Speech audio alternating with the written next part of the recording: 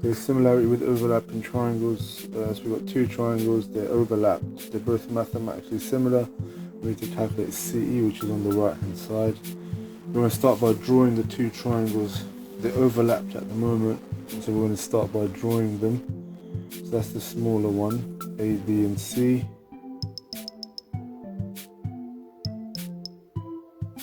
So 7 and 5, just draw it out completely, and then we've got the bigger triangle, ADE, which has, we've been given the base of 15. But we want to find CE, which is a part of that bigger line AE. So we're looking for this entire side.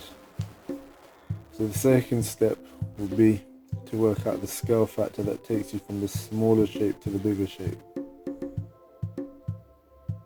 We do that by dividing the same side on both shapes. So if we look, the base is the corresponding side, so we're going to use the base to work out the scale factor. It's going to be the bigger length divided by the smaller length. 15 divided by 5 is 3. So we know that the bigger shape is 3 times bigger than the smaller shape. We already told us mathematically similar, so we can use that fact to find AE.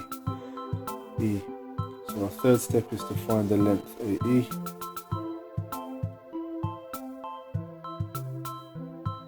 So we're going to do that by multiplying 7 by the scale factor, because on the smaller shape that same length is 7.